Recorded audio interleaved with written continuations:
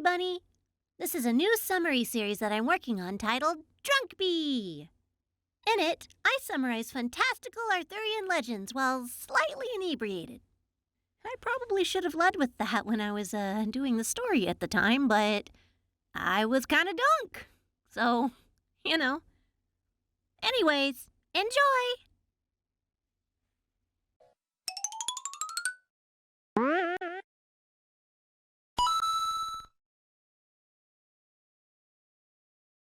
Come into my rabbit hole. It's so tight. It's quite tight. Don't worry though, I'll make it fit. I'm a little scared. No, don't be scared. This is kind of messed up. Oh, good. My wireless keyboard does work. Okay. Of course it does. I set it up for you. I'm gonna tell you a story. A bedtime story? Kinda. I guess you could go to sleep to this if you're weird. Well, I'm in your rabbit hole. So this is gonna be the Geoffrey of Monmouth version of Vortigern. Vortigern? Vortigern, yes. Vortigern. Should we turn the AC off, come to think of it, so we don't hear like a fan going? Hold on. That sounds wise. Just give me a moment.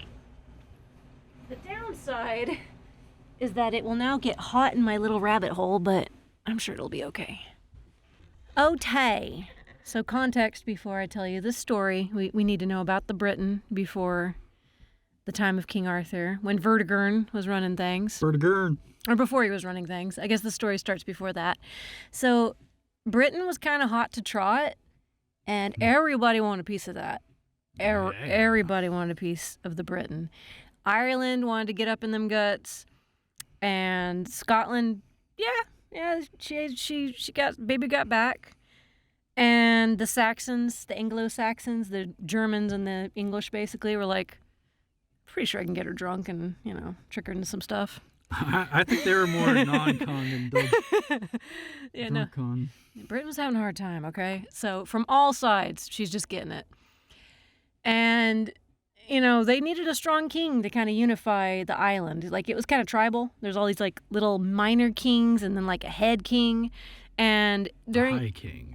Yeah, and he was high for various reasons. So at this time, year Dakitty 2, this cool dude named like Constantine, I don't know, you might have heard of him. He had 3 kids, one named Constance, very creative name, a monk. One named Aurelius Ambrosius, which is like the fanfic version of a real dude named Ambrosius Aurelianus. And this nobody, I guess, named 𝒂𝒃𝒃𝒃 Pendragon, I don't know, some weird ass name. So like he's got those 3 kids, but then one day he gets stabbed by a Pict in the bushes. It happens. So he's dead, and everybody's like, "Oh no, who gonna rule the Britain? We no got a king." And Uther and Aurelius are just baboos. Sherpa derpa. I don't know what I'm giving them that voice for, but Babu. So they're like, "Shit, we don't have a king, just some babies," and this one monk dude who's an idiot. And babies. And this dude, Vortigern of the 𝒂𝒍𝒂𝒍, shows up, and he's like, "I kind of want to be king, but like I guess I don't have any right to be king. So I know I'm gonna go take that Constance dude. I'm gonna take him out of the monastery and look like I give a crap about helping him in Britain or whatever, and everybody will totally buy it." And guess what happens? They totally buy it. Everybody totally buys it. And so, because it's Vortigern. Because it's Vortigern. He's just really charismatic. So Constance is yanked out of the monkdom, and he's placed on the throne, and Vortigern's basically running everything because Constance is essentially a walking, talking turnip. And during this time, Vortigern slowly moves the treasure from the royal treasury and all the treasure and all the riches from all the cities that Constance is supposed to be running, and he just kind of moves it to like his own, I guess, vault or whatever. Like he's got his own Duckburg vault. Hey, little guy, say all my treasure is yours. And then he's like, "Don't worry, guys. I totally care about you guys. I'm doing this for you." And then he garrisons the cities, and he like leaves only his own soldiers to guard the cities after he reappropriates their riches. He's like Robin Hood. He steals from everybody to give back to the him. Do not worry about me putting you on lockdown while I move all your treasures into my own high security vault. It's okay, okay? Okay. So Constance, like I said, is a turnip. Vortigern hates turnips. Hates turnips. He just hates them. So he's like, yo, Constance, the Picts suck. They want to invade some Danes and they want to invade with some Danes and Norwegians. And I know what let's do. They suck so bad. Let's bring some Picts here to work as counter spies. So he sends to Scotland, I guess he express orders some Picts. Like UPS does that, or did that back then, I guess. And he gets them drunk, and they're like, oh, this dude Vortigern's like a bra. He's like the best bra. Funk Constance. That turnip can't even bro out. Vortigern 2024, yo. And Vortigern's like, I love you. Have some more beer. But then the party van came to a screeching halt because Vortigern was like, I'm broke. I gotta go to the next country over because I can't pay my bar tab. And he leaves all sad and dejected, and the Picts are all sad and dejected. But then they get mad.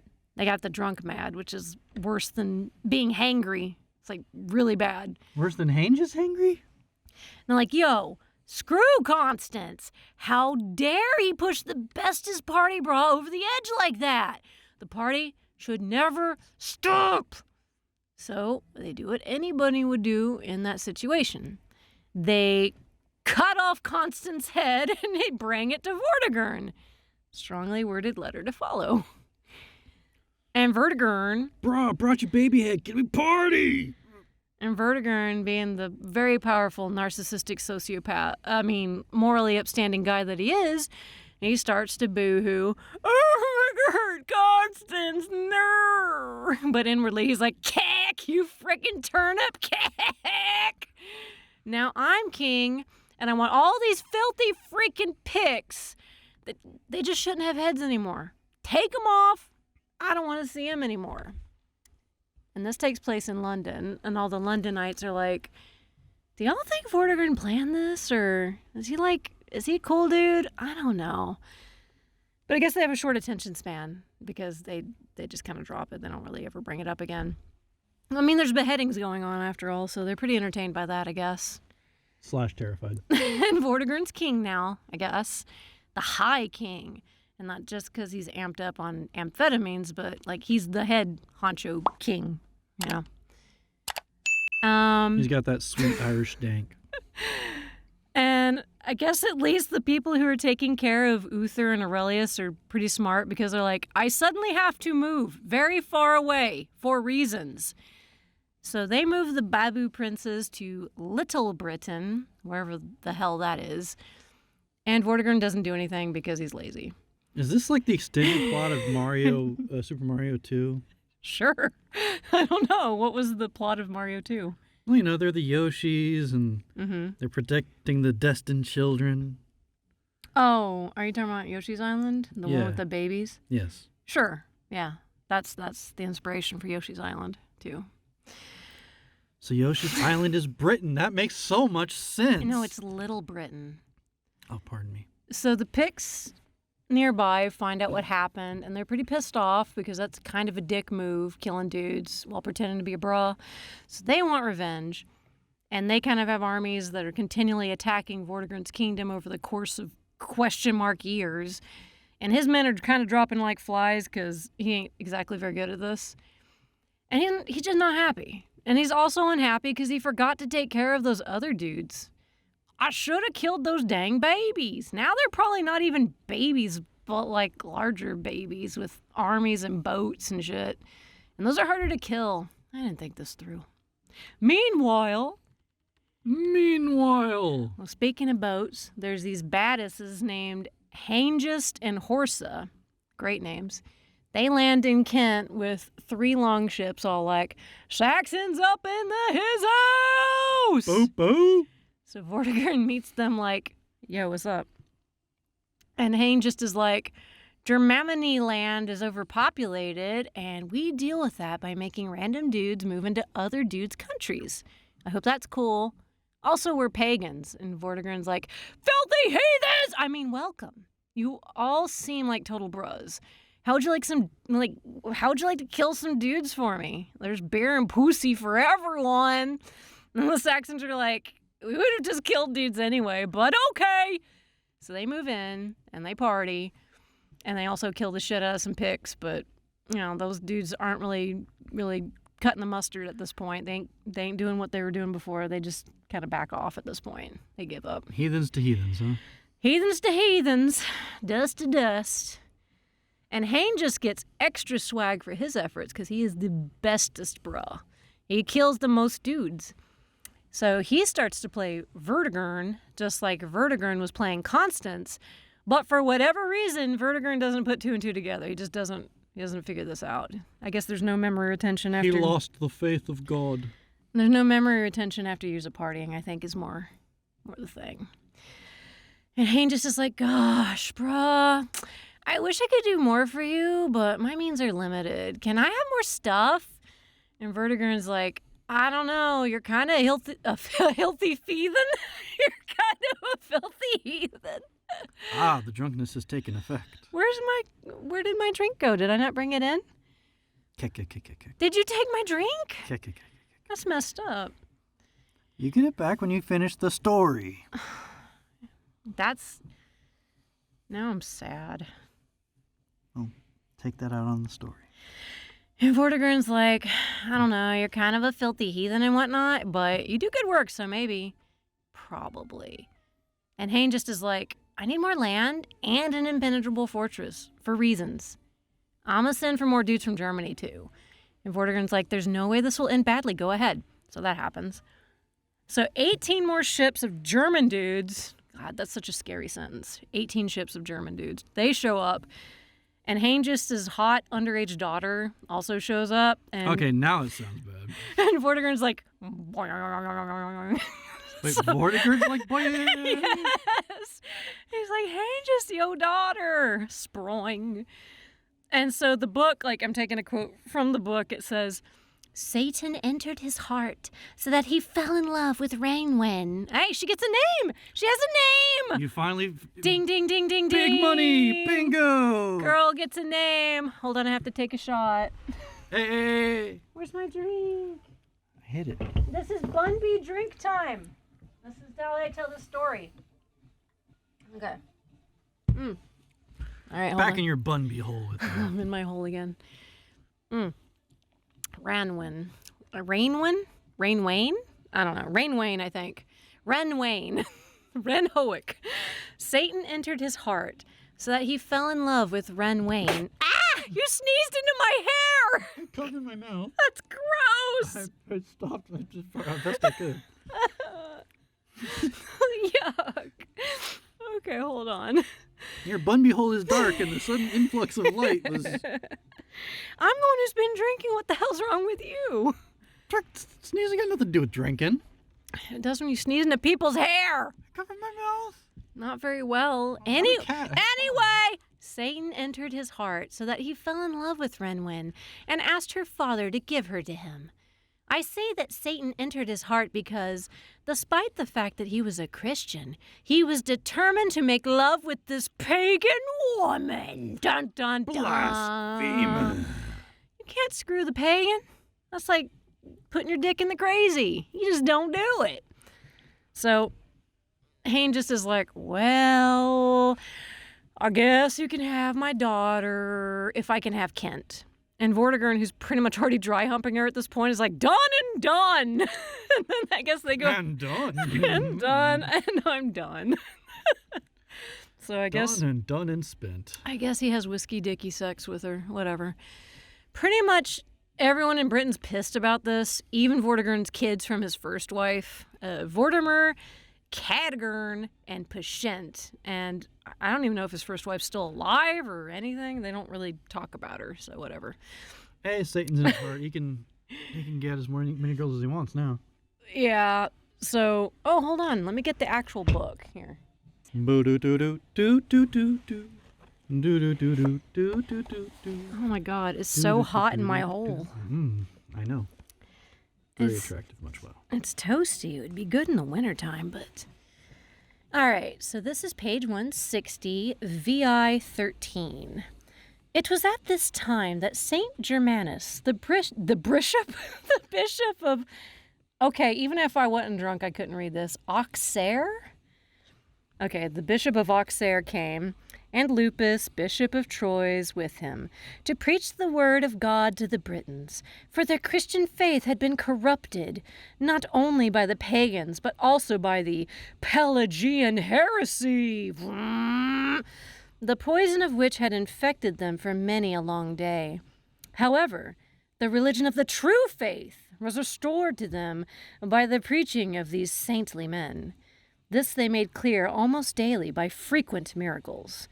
For through their agency, God performed many wonders, which 𝒂𝒂𝒍𝒆 has described with great literary skill in his treatise. You know, basically, Gildas is that dude who just bitched about everybody. I know who He's Gildas like, is. Britain deserves to get because everyone's a heathen. I hate everyone. That's basically his book. This is a trial by God. That's why I've not summarized his book. That's really all there is to it. He just hates everyone. And he loves, you know. Get good, heathen affers. So I'm going to put the book down again. I thought I was the one supposed to come in and out of your rabbit hole. What does it mean if I'm coming in and out of my own hole? It means that you play with yourself properly. That's called self-love. Okay. So yeah, that was a fun paragraph. Anyway, Hayne just pulls a, I guess I'm yo daddy now, which makes sense. That's his daughter. So listen up, Sonny. My son Octa and his bro, I thought it was Eosa, but I guess it's Ibisa at the moment. Octa and Ibisa are going to move in. So give them some kingdoms up north. Just do it, because I said so. Also, we're going to invite like 300 boats filled with armed dudes over to Britain. This is not a slowly growing invasion. Do not worry. This party's getting really crowded. I like your rabbit hole. So Vortigern doesn't worry. See, that's why we're in here, because it's thematic. I see. The Britons are kind of worried, though. Wait, but then how many more dudes are going to come in here? Because I'm pretty selective about your rabbit hole. don't worry about it. So Vortigern's not really worried because he's just Vortigern. The Britons are worried, but not because of the obvious. No. They're not worried about the invasion. They're worried that pagans are moving in. Jesus! Already, and this is another quote from the book, already no one could tell who was a pagan and who was a Christian, for the pagans were associating with the daughters and their female relations. And they bring this up to Vortigern, and he's like, screw you, I love my hot pagan wife and her party bruv folk. Get on my level. And the Britons, who absolutely hate gamer talk, If only. pull their support from Vortigern, and they give all their support to his son Vortimer. So I guess they switched over to his Patreon account. And because he's also religiously intolerant and thinks that gaming turns people into raging psychopaths. So it's a Fox News pundit. So Vortimer fights 4 battles against the Saxons, and he kills like several truckloads of dudes. He's just like boom, boom, boom, boom, boom, just killing the crap out of dudes. Yeah, that sounds like some quality Geoffrey of Monmouth.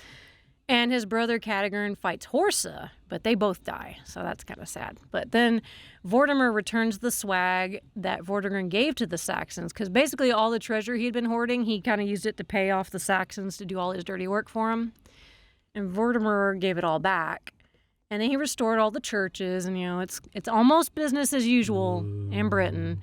However, Renwain, his pagan stepmommy, gets possessed by an evil spirit because... All right, I like where this is going. Well, if you aren't possessed by the Jesus, if you haven't let him inside of you, someone else is going to get in. Because there are no other gods, only devils. So she's possessed. And it's totally not because he genocided her people. She's possessed, okay? Is this a metaphor for my invading your bunny hole? Yes. So she's haterating on her stepson. And so she makes a poison, and she poisons Vortimer. And that's all it says. It's not really very descriptive. She poisons him. That's it. And while he's on his deathbed, he gets all melodramatic, and he's talking to his fellow countrymen like, some men die, some men never truly live. Also, build me a pyramid and put it like where the Saxons usually try to dock, and it will be a monument to my epicness. And they'll be so scared when they see it. My monument and my Pagans cannot stand geometry. What's it called when you're buried inside something? Your tomb? Yeah. Okay, it's his tomb and his monument. Crypt, mausoleum, etc., so on and so forth. Yeah, that. And he's like, it's so mighty. They will quail at my mighty structure. So the Britons just bury him in some back lot, like, I don't know, a construction site or something in 𝒕𝒉𝒏𝒻. Anyway, Vortigern is king again, and his wife's like, behind his back going, bring back the party truck, but keep it down. We're going to be like sneaky this time. Don't tell Vorty. Because I guess at this point, Vortigern's kind of tired of these freaking Saxons. Vortigern's like, dude, I just need like a detox weekend, brah. He only brought the Saxons over for convenience, and now they're just getting out of hand. So Hain just comes back from Germany with 300,000 armed dudes. And were there even that many people back then in Germany? Yeah, yes, totally. when Vortigern and his dudes find out, they're like, we're frickin' done with these frickin' Saxons in this frickin' country. But Renwen is like sending letters to her daddy. She's like, oh my God, they're like, don't want you to come, daddy. Just pretend everything's cool, okay? And so Hain just is like, relax, guy. He contacts Vortigern. We're all friends here. These fully armored dudes with these big-ass war weapons are totally, like, not going to stab and maim y'all. That was for Vortimer. We didn't know he was dead. We had no idea.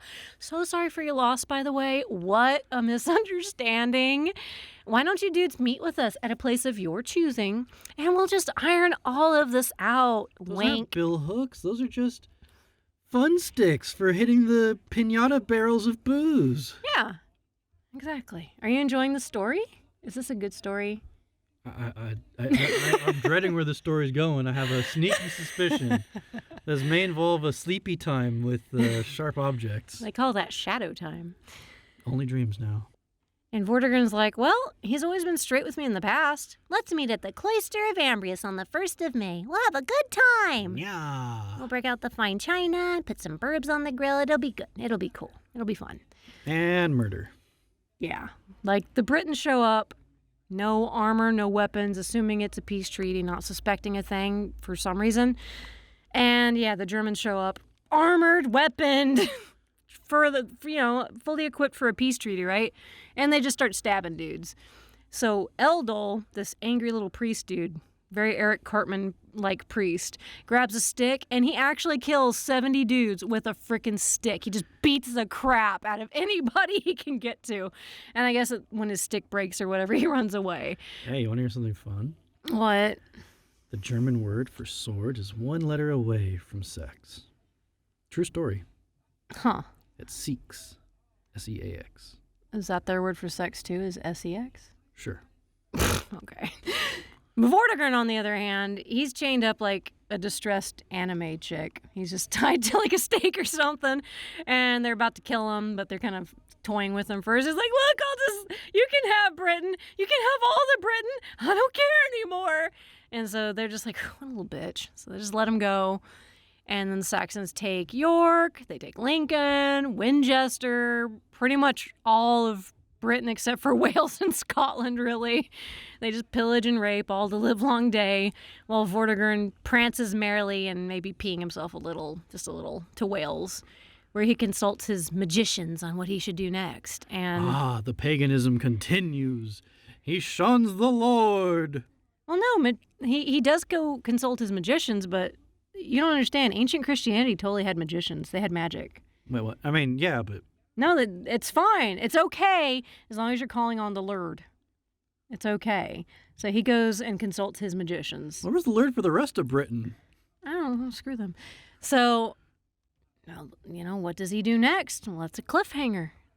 You can find out the rest in my Geoffrey of Monmouth summary series. It's, I think, the episode titled Vortigern, Dragons, and Child Sacrifice. I hope y'all enjoyed the story of the Vortigern and the fail in Britain and the Saxons. More fail to come. Yay! Yay! Yeah. Bye, bee. Yeah.